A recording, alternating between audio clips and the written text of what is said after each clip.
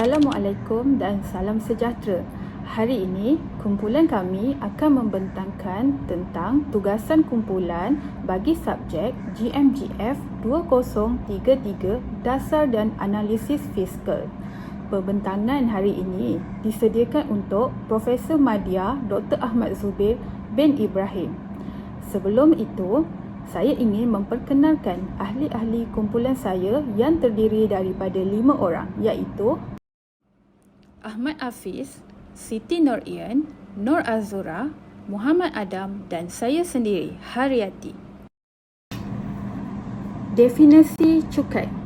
Menurut Kamus Dewan edisi keempat, cukai bermaksud bayaran atau sumbangan yang dikenakan oleh kerajaan terhadap orang perseorangan, perbadanan, syarikat, barang-barang dan lain-lain untuk digunakan sebagai perbelanjaan negara. Menurut Islam pula, cukai ialah pungutan berbentuk wang oleh kerajaan terhadap individu dan organisasi. Ia digunakan untuk kegunaan negara secara langsung atau secara tidak langsung kepada pembayar cukai yang sebenar yang menerima beban cukai. Di Malaysia, hasil kutipan cukai biasanya digunakan oleh kerajaan untuk mengurus, mentadbir dan membangunkan negara. Bukan itu saja, cukai turut digunakan bagi tujuan keselamatan negara dan rakyat, bagi tujuan pembangunan fizikal dan infrastruktur. Sebagai contoh, pembinaan jalan raya, hospital-hospital dan juga sekolah-sekolah. Bagi tujuan pembangunan sosial pula, sebagai contoh, dari segi fasiliti kesihatan, pendidikan, kebajikan rakyat dan lain-lain lagi. Cukai adalah sesuatu yang tidak boleh dipisahkan daripada kehidupan kita. Jika kita lihat isu cukai ini dengan lebih mendalam, kita akan mendapati bahawa orang yang mendapat manfaat daripada cukai yang dikutip oleh kerajaan ini ialah diri kita sendiri. Sebelum saya menamatkan ulasan saya, kita hendaklah menerima apa-apa maklumat berkaitan cukai dengan hati yang terbuka. Seseorang itu perlu faham bagaimana dan kenapa cukai digunakan dalam pentadbiran sesebuah negara. Pembentangan selanjutnya akan disambung oleh rakan saya, Nur Azura. Tujuan cukai. Seperti kebiasaan, apabila sesuatu diperkenalkan, ia perlulah mempunyai tujuan yang khusus. Pertama sekali, tujuan percukaian adalah sebagai sumber pendapatan bagi setiap kerajaan negara-negara di dunia ini, sama ada negara maju ataupun negara membangun. Sebagai contoh, di Malaysia, pada tahun 2000, cukai telah menyumbangkan kira-kira 90% daripada jumlah pendapatan negara. Ia merupakan satu pendapatan yang besar kepada negara sebenarnya. Okey, sumber pendapatan daripada cukai yang dikutip ni digunakan untuk mentadbir negara dan diagihkan semula ke dalam ekonomi melalui projek-projek pembangunan atau bantuan terus kepada penduduk tempatan untuk meneruskan kehidupan. Okey, selain itu, cukai juga menjadi sebagai penggalak pertumbuhan ekonomi bagi sesebuah negara di dunia termasuklah di Malaysia. Bagi kebanyakan negara pembangun, sistem percukaian adalah dianggap sebagai satu saluran dan kaedah bagi menggalakkan perkembangan ekonomi. Di samping itu, cukai juga merupakan alat pengagihan semula pendapatan dan kekayaan.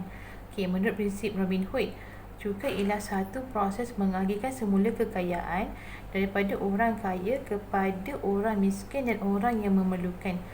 Selaras juga dengan prinsip dalam Islam lah, bagi mementingkan yang di mana dalam Islam kita mementingkan kesejahteraan masyarakat. Klasifikasi cukai.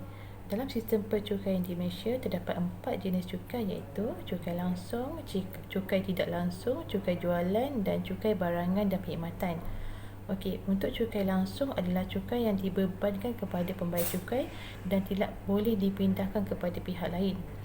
Contohnya adalah cukai pendapatan perseorangan, cukai pendapatan syarikat, duty stamp, cukai keuntungan harta tanah.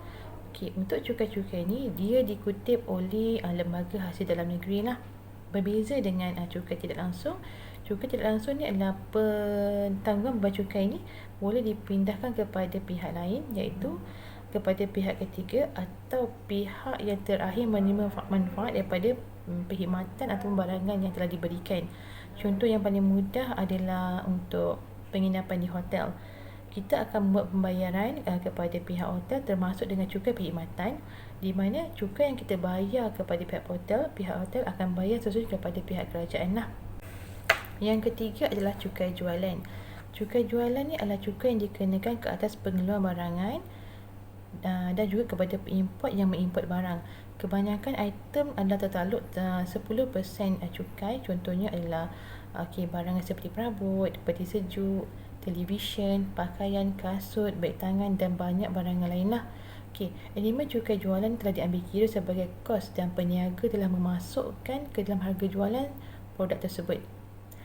Yang keempat adalah GST, iaitu cukai baru yang diperkenalkan oleh kerajaan, iaitu untuk cukai barangan dan perkhidmatan bagi menggantikan cukai jualan dan perkhidmatan CJP sebelum inilah. Tujuan utama pengenalan GST adalah untuk meluaskan lagi sumber pendapatan negara yang selama ini adalah bergantung kepada hasil minyak petroleum. Untuk oleh hal yang demikian, kita sebagai rakyat perlulah peka dan faham apa jenis cukai yang diperkenalkan oleh kerajaan supaya kita tahu di mana wang kita akan disalurkan dan dibelanjakan oleh kerajaan.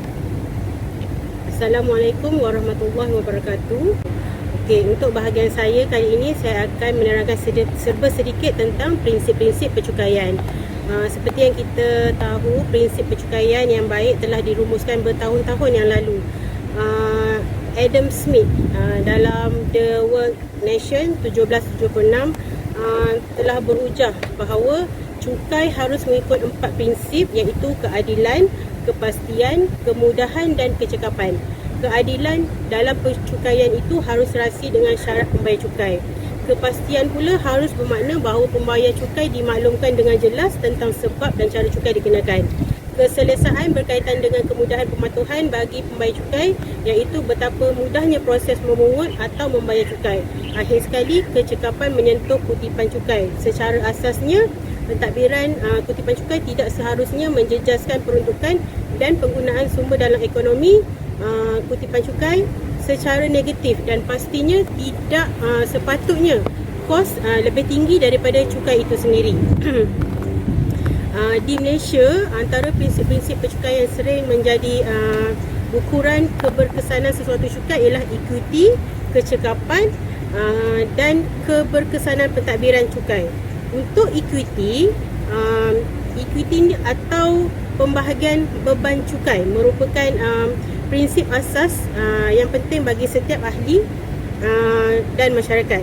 Kita bersetuju bahawa setiap pembayar cukai perlu menyumbang bayaran yang saksama dan adil dalam bentuk cukai bagi membiayai kos pentadbiran negara. Dalam apa jua bentuk keadaan, cukai bergantung kepada asal ibu negara, kewarganegaraan individu atau bentuk ekonomi, iaitu teori faedah dan teori keupayaan membayar.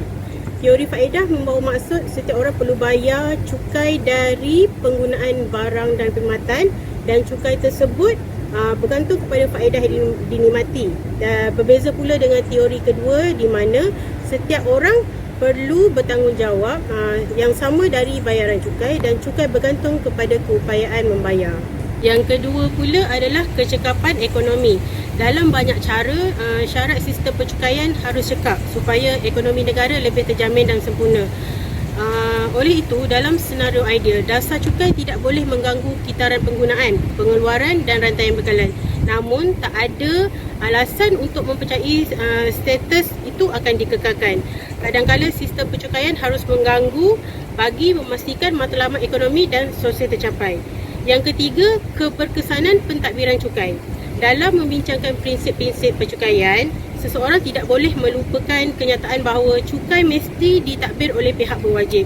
Ciri sistem percukaian yang baik adalah cukai yang mempunyai kos pentadbiran yang tidak terlalu tinggi, kerana apabila kos semakin tinggi, struktur pentadbiran semakin kompleks. Saya akan membentangkan mengenai 3 perkara. Yang pertama, analisa percukaian.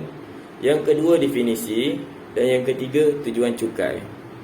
Analisa pencukaian ini dibuat kepada negara Indonesia kerana Indonesia adalah negara ke-14 yang terbesar di dunia dengan keluasan 1.9 juta hektar. Pada masa ini, Indonesia dikategorikan negara yang maju sebagai negara yang membangun atas sebab fungsi perkhidmatan dan pengawasan diperlakukan berkaitan dasar fizikal untuk meningkatkan ekonomi dan melindungi rakyat Indonesia. BEA dan cukai wujud di Indonesia bagi meningkatkan pertumbuhan ekonomi dan mengurangkan kemasukan barangan larangan. 4 motif tujuan cukai dilaksanakan iaitu pertama, sumber pendapatan hasil negara. Yang kedua, mengawal luaran negatif, contohnya seperti barang-barang kawalan. Yang ketiga, mengawal industri. Manakala yang keempat berkaitan dengan perubahan tingkah laku pengguna. Ciri ini dicerminkan dalam jenis komoditi. Dalam erti kata lain, terdapat ciri yang berasingan bagi barangan atau perkhidmatan. Namun kebanyakan negara mengenakan cukai terhadap bahan api, tembakau, minuman keras, alkohol. Selain itu juga, tujuan cukai untuk mengawal kesan buruk terhadap penggunaan rokok ataupun minuman keras. Assalamualaikum warahmatullahi taala wabarakatuh dan salam sejahtera. Untuk bahagian klasifikasi cukai, saya akan menerangkan 3 perkara iaitu klasifikasi cukai, trend dan prinsip-prinsip pencukaian. Seperti kita tahu, semua barangan dikenakan cukai dengan cara pembayaran atau pelekat cukai. Antara barang yang dikenakan cukai ialah seperti rokok atau hasil tembakau dan minuman keras iaitu alkohol yang dikenakan cukai dalam bentuk bayaran dan stem. Custom juga telah mencipta satu sistem untuk memudahkan pengguna perkhidmatan secara atas talian dan menjadikan perkhidmatan lebih cekap dan berkesan. Yang kedua, trend.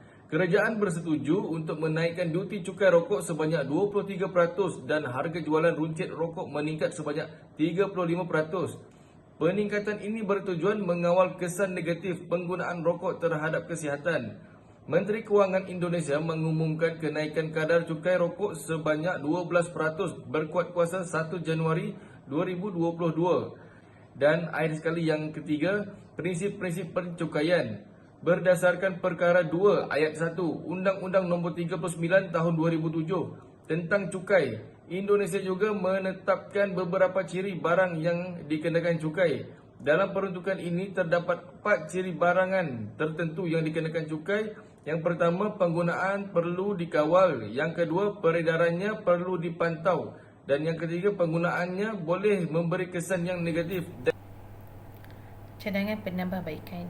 Pada pendapat kami, cukai yang telah dilaksanakan seluruh negara adalah sesuatu yang baik untuk pertumbuhan ekonomi negara.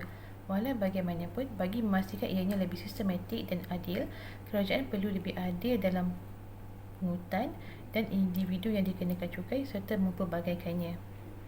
Selain itu, bagi memantapkan sistem pentadbiran cukai, pelaksanaan pendigitalan untuk memudahkan pihak terlibat dalam penggunaan cukai perlu dilaksanakan.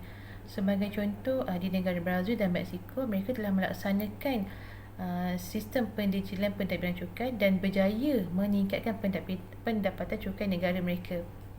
Akhir sekali, kerjasama antara pihak berkuasa cukai penting untuk memantapkan lagi cukai negara. Assalamualaikum warahmatullahi wabarakatuh dan salam sejahtera. Seterusnya, saya akan membuat perbentangan berkaitan kesimpulan. Percukaian telah diperkenalkan di seluruh negara bertujuan untuk membantu negara dari segi keuangan, ekonomi dan pentadbiran negara. Kemudahan yang disediakan oleh kerajaan seperti hospital, sekolah dan infrastruktur semuanya adalah dari pembayaran cukai yang dibuat. Cukai boleh dianggap sebagai satu sistem barter di mana kita sebagai rakyat membuat pembayaran cukai manakala kerajaan memberikan kemudahan atau pulangan yang sepatutnya kepada rakyat semula. Sebagai contoh, di Malaysia semasa berlakunya penularan wabak pandemik COVID-19, kerajaan telah memperuntukkan sejumlah besar dana untuk membantu rakyat yang terkesan dari segi kewangan dan menambah baik infrastruktur kesihatan bagi memerangi wabak tersebut. Oleh itu, membayar cukai tidak akan dianggap sebagai beban sekiranya kita memahami konsepnya. cukai yang dibayar akan digunakan oleh kerajaan untuk kepentingan rakyat semula. Oleh itu, jangan lupa membayar cukai.